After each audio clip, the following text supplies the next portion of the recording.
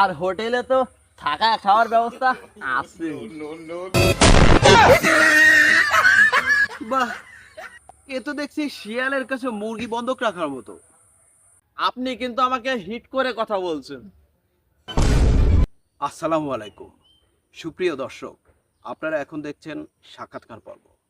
আর বরাবরের ন্যায় সাক্ষাৎকার পর্বে আজ আমাদের সাথে উপস্থিত আছেন বিশিষ্ট সমাজসেবক ও মানবদরদী নেতা শামসু ওরফে শ্যাম। চলুন কথা না বাড়িয়ে তার সাথে কথা বলা যাক। তো জনাব শামসু সাহেব, কেমন আছেন? ভালো না, আবার ভালো। ভালো না আবার ভালো, মানেটা একটু বুঝিয়ে বলেন তো। বর্তমান সময়ে দেশের যে বন্যা দুর্যোগ পরিস্থিতি, তাতে কি করে ভালো থাকি বলেন? তা ঠিক।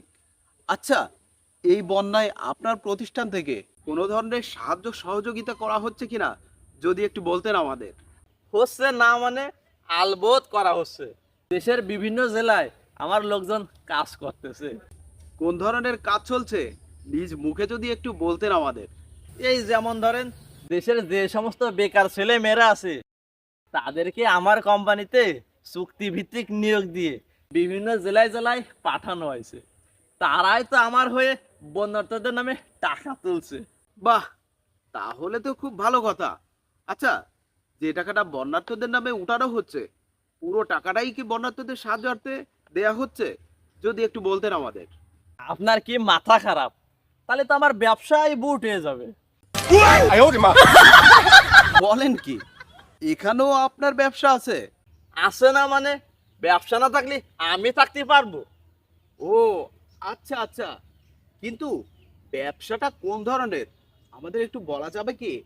ওরে ভাই, বন্যায় সাহায্যর নামে যে টাকাটা উঠবে তার 4 ভাগের 2 ভাগ আছে আমার। আর যে 2 ভাগ থাকে তার 1 ভাগ জায়গায় নিয়োগ দিছি তাইগে। আর বাকি 1 ভাগ, ওই 1 ভাগের কিছু অংশ বন্যাতদের সাহায্য করা হচ্ছে। কিছু অংশ মানে ঠিক বুঝতে পারলাম না। কিছু অংশ মানে ধরেন, আমাকে যাতায়াতের জন্য তো একটা গাড়ি দরকার, তাই একটা গাড়ি ভাড়া করা হয়েছে। আর পানি ব্যাংকে যে যাব, কিভাবে যাব, তাই একটা স্পিড বোট ভাড়া করা হয়েছে। আর হোটেলে তো থাকা খাওয়ার ব্যবস্থা আছে। বাহ, এ তো দেখছি শিয়ালের কাছে মুরগি বন্ধক রাখার মতো। আপনি কিন্তু আমাকে হিট করে কথা বলছেন। আরে না না, কথায় আছে না, মানি লোকের মান জুতা দিয়ে মারলেও যায় না।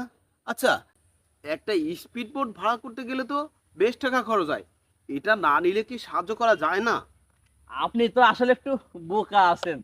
এটা নিলেই তো আমার আলাদা একটা লাভ আছে। লাভটা কেমন ঠিক বুঝলাম না। এই যেমন ধরেন, আমি যে খাবার দাবার বা টাকা পয়সা দিচ্ছি সেইটা আবার আমার ফেসবুক পেজে লাইভ করে দেখাচ্ছি। এতে আমার কারিগরি টাকাও ইনকাম হলো, আর মানুষ জানতেও পারলো আমি সাহায্য করতেছি। বাহ, আপনার মাথায় তো দেখছি অনেক বুদ্ধি। কিন্তু শামসুর সাহেব, আপনারা যে সাহায্য নামে টাকা উঠিয়ে নিজেরাই ভোগ বিলাস করছেন, কি করে পারেন আপনারা?